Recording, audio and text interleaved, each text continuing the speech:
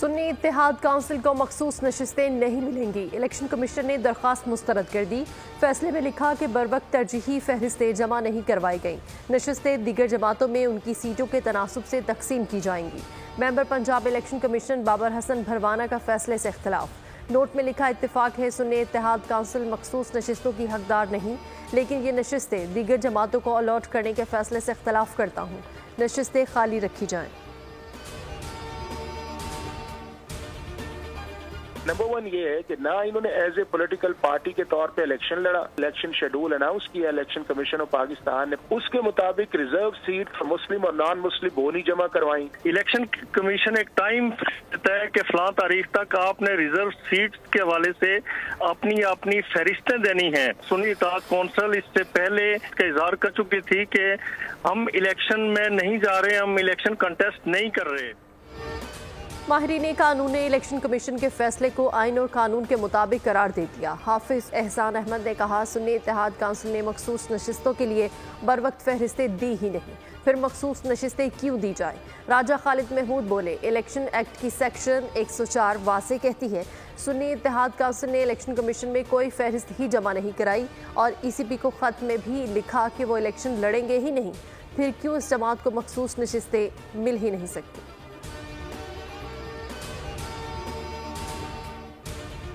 Election commission of Pakistan ने article 51(6)D के मुताबिक जो आइन का हिस्सा है, रिजर्व सीट्स हमें देनी थी 23। इस फैसले के बाद इतना सीरियस गैर आइनी गैर कानूनी फैसला, इतना जमहूरियत के खिलाफ फैसला अब ये बर्दाश्त नहीं होगा। PTI ने सुन्नी इत्तेहाद काउंसिल की मखसूस नशिस्तों से मुतालिक इलेक्शन कमीशन का फैसला मुस्तरद कर दिया।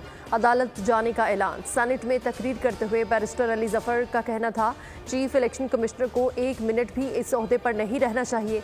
इस फैसले के बाद सदारती और सेनेट के इलेक्शन हमें मंजूर नहीं होंगे। इलेक्शन कमीशन के फैसले को अदालत में चैलेंज करेंगे।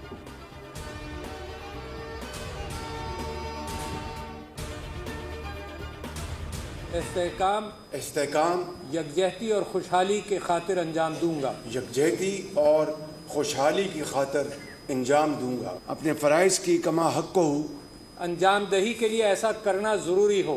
अंजाम दही के लिए ऐसा करना ज़रूरी हो। अल्लाह ताला मेरी मदद और रहनुमाई फरमाए। अल्लाह ताला मेरी मदद और रहनुमाई फरमाए। आमीन। शहबाज शरीफ ने 24वें वज़ीर-ए-आज़म के ओहदे का हल्फ उठा लिया। ऐवान सदर में सदर आरिफ अलवी ने हल्फ लिया।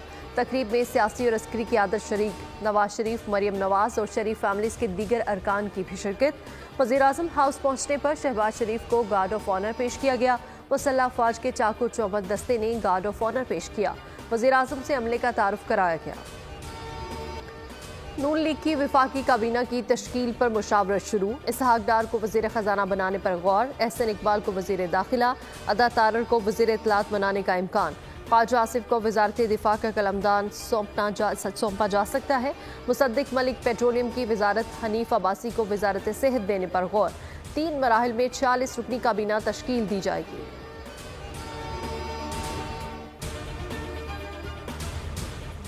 सदारती इलेक्शन के लिए आसिफ जरदारी और महमूद खान अचकजई के कागजात नामजदगी मंजूर। कागजात की जांच पड़ताल के बाद इलेक्शन कमीशन ने हतमी फहरिस्त जारी कर दी।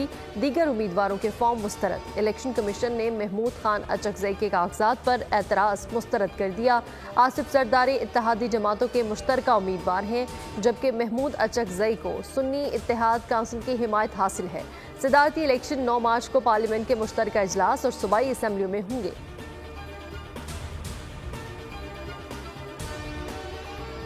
पाकिस्तान के अवाम महंगाई की वजह से, बेरोजगारी की वजह से, गुर्बत की वजह से तंग आ चुके हैं। अगर आपको वोट दिए हैं तो सिर्फ इसलिए नहीं दिए हैं कि आप यहां आके गाली दे। अगर आपको वोट मिला है तो सिर्फ इसलिए नहीं दिया है कि यहां आके आप शोर शराबा करें। अगर पाकिस्तान के अवाम ने आपको वोट दिया या मुझे वोट दिया या इनको वोट दिया तो सिर्फ इसलिए कि हम इनको इस मुआशी बुहरान से बचाएं। सानिया 9 मई पर चीफ जस्टिस की सरबराही में जुडिशल कमीशन तश्कील दिया जाए। बिलावल भुट्टो का मुतालबा, कहा कमीशन गुनहगारों को सजा, बेगुनाह को रिहा करने का फैसला करे, सब कमीशन के फैसले को तस्लीम करें। कौमी असम्बली में खिताब में चेयरमैन पीपी बोले, जब तक सियासतदान एक दूसरे की इज्जत नहीं करेंगे कोई और भी नहीं करेगा। जमहूरी इदारे को ताकतवर बनाएंगे। 18 वजारतें सूबों को मुंतकिल होनी चाहिए। वजारतों का खर्चा 328 अरब रुपए बनता है। विफाकी ब्यूरोक्रेट्स कहते हैं सूबों की वजह से दिवालिया हो चुके हैं।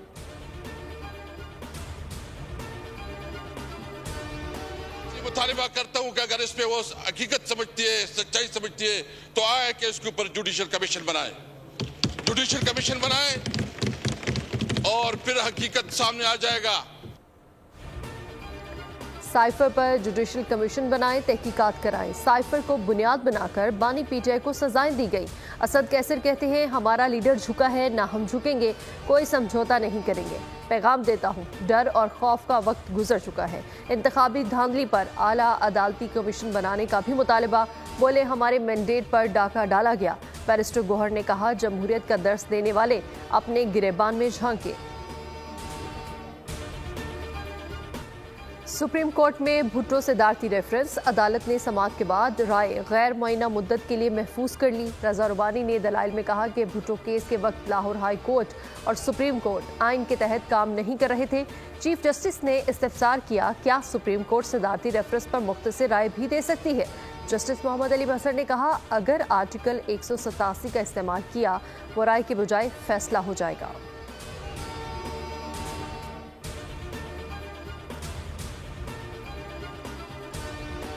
अस्सलाम वालेकुम।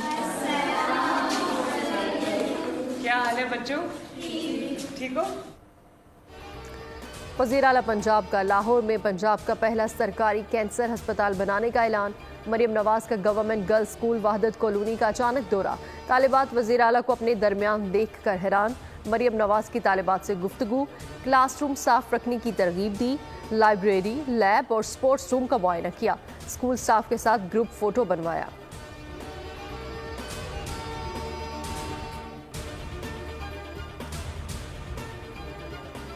पाकिस्तान में दहशतगर्दी के वाक़यात में अफगानी निजात टीटीपी दहशतगर्दों के मुलव्वस होने की तस्दीक। 28 फरवरी 2024 को शुमाली वज़ीरिस्तान में मारे गए टीटीपी के 6 दहशतगर्दों का ताल्लुक अफगानिस्तान से निकला। पाकिस्तान में टीटीपी जैसे दहशतगर्द नेटवर्क को अफगान दहशतगर्दों की पुष्टपनाही हासिल है। टीटीपी का अफगान शहरियों पर इन्हिसार बढ़ता जा रहा है। शुमाली वज़ीरिस्तान के इलाके स्पिन बॉम्ब में पाक फौज के हाथों जहन्नुम वासिल होने वाले 6 दहशतगर्दों की शनाख्त का अमल मुकम्मल। खुदकुश हमलावर की हलाकत की भी तस्दीक। क्या डकैती की वारदातों से बचने के लिए वाहिद हल हथियार उठाना है। कराची में चाय के होटल के मालिक ने बहादुरी की मिसाल कायम कर दी। लूट मार के लिए आने वाले डाकुओं को फायरिंग करके भागने पर मजबूर कर दिया। 24 फरवरी की वारदात की सीसीटीवी फुटेज सोशल मीडिया पर वायरल। फुटेज के मुताबिक होटल का मालिक काउंटर पर बैठा था कि मोटरसाइकिल सवार 3 मुसल्लह मुलजिमान लूट पार करने के लिए पहुंचे। होटल मालिक ने पिस्तौल से फायर किया तो डाकू खौफजदा होकर वापस भागने पर मजबूर हुए। मुझे ये तकलीफ है कि यही जो है वो नर्सरीज होती हैं क्राइम की, जो पथारे बनते हैं, छोटे मोटे ढाबे बनते हैं। दीज आर द प्लेसेस जहाँ से ये क्राइम इनिशिएट भी होता है। रैकीज होती हैं, नॉट ओनली छोटे क्राइम लेकिन बड़े क्राइम जो होते हैं जिसमें किडनैपिंग्स हो गई, डकैतियाँ हो गई, वो सारी चीज़ें यहीं से इनकी जो है वो स्टार्ट होता है। कराची में छोटे ढाबे और ठेले, जराइम की नर्सरियां, रैकी से लेकर अगवा तक यहीं से अमल होता है। एडिशनल आईजी खादिम हुसैन रिंद कहते हैं, स्ट्रीट क्राइम के अवामिल में मनशियात और बेरोजगारी शामिल है।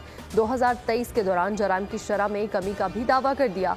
उनका कहना था कि कराची का कोई SHO इनको पकड़ने के लिए तैयार नहीं।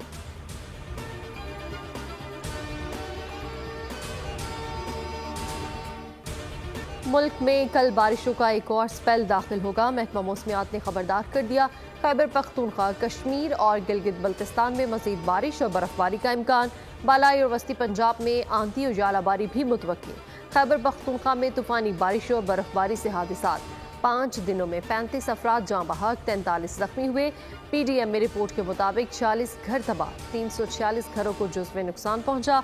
मुख्तलिफ मकामात पर कई राब्ता सड़कें बहाल ना हो सकी। सयाहों और मुकामी अफराद को मुश्किलात का सामना।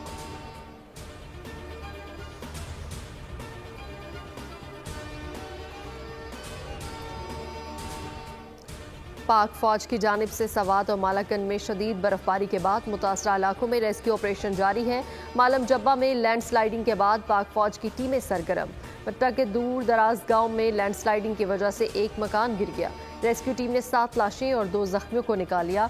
इलाका में राशन तकसीम किया गया। तर्जुमान के मुताबिक पाक फौज आवाम की खिदमत के लिए मुतहरिक है और मुकम्मल बहाली तक सवात और मालाकंड में रेस्क्यू ऑपरेशन जारी रहेगा।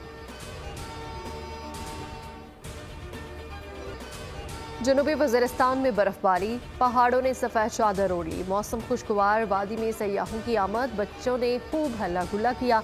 सयाह इलाके की खूबसूरती के दाद दिए बगैर ना रह सके।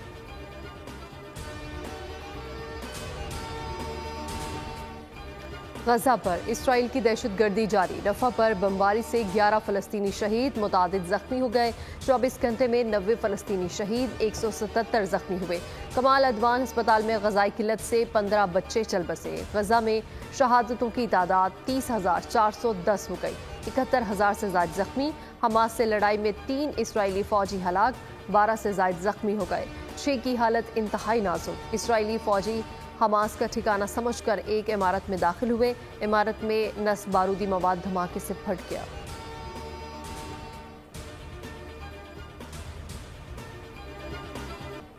वाशिंगटन में भारतीय सिफारतखाने के सामने सिखों का मुजाहरा, आज़ाद खालिस्तान के नारे। सिफारतखाने पर नस्ब गांधी के मुजस्मे पर खालिस्तान का परचम लगा दिया। सिखों ने भारत में किसानों पर मुजालिम के खिलाफ मोदी कातिल के नारे लगाए।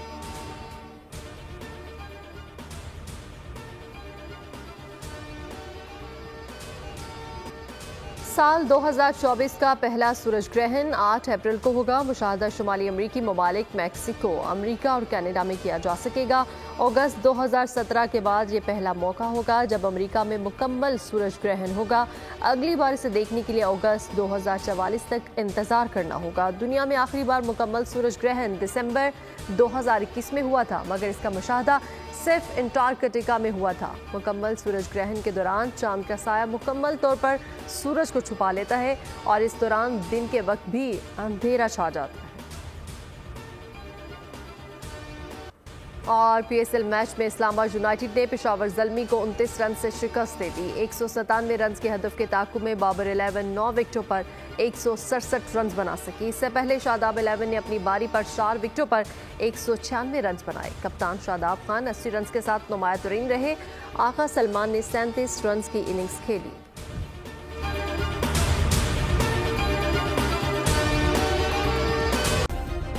सब्सक्राइब करें और बेल दबाएं ताकि कोई खबर रह न जाए।